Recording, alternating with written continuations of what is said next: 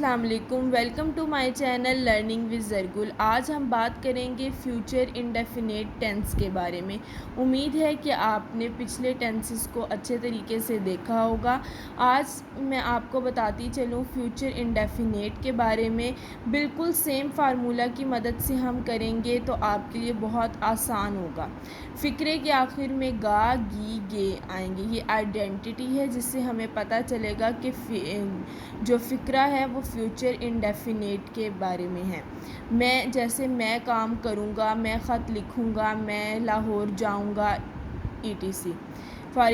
Helping ورب ول کا استعمال ہوگا۔ ہیلپنگ ورب جو ہے آئی ہوئی کے ساتھ شیل کا استعمال ہوتا ہے، لیکن اگر ہم ول کا استعمال کر لیں آئی اور ہوئی کے ساتھ تو وہ بھی غلط نہیں ہوگا۔ فرسٹ فارم ورب کی یوز ہوگی۔ سنگولر کے ساتھ بھی ول کا استعمال کر رہے ہیں ہم اور پلورل کے ساتھ بھی ول کا، لیکن آئی اور ہوئی کے ساتھ شیل کا استعمال کیا جا سکتا ہے۔ فار ایگزامپل وہ امتحان پاس کرے گا۔ اب وہ امتحان پاس کرے گا، اس سے ہمیں صاف پتہ چل رہا ہے کہ کرے گا، گا آ گیا ہے تو یہ آئیڈینٹی میں بھی گا، گی، گے ہیں تو یہ فیوچر انڈیفینیٹ ہے۔ فرسٹ فارم لگائیں گے ہم، ول لگائیں گے، ہی ول پاس دا ایگزام۔ ہیلپنگ ورب یوز ہوا، کیا وہ امتحان پاس کرے گا۔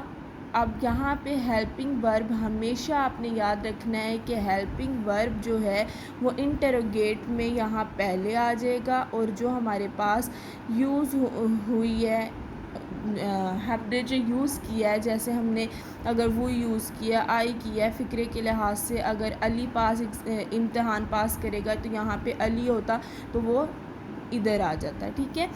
ول ہی پاس دا ایگزام، اب وہ امتحان پاس نہیں کرے گا، ہی ول نوٹ پاس دا ایگزام۔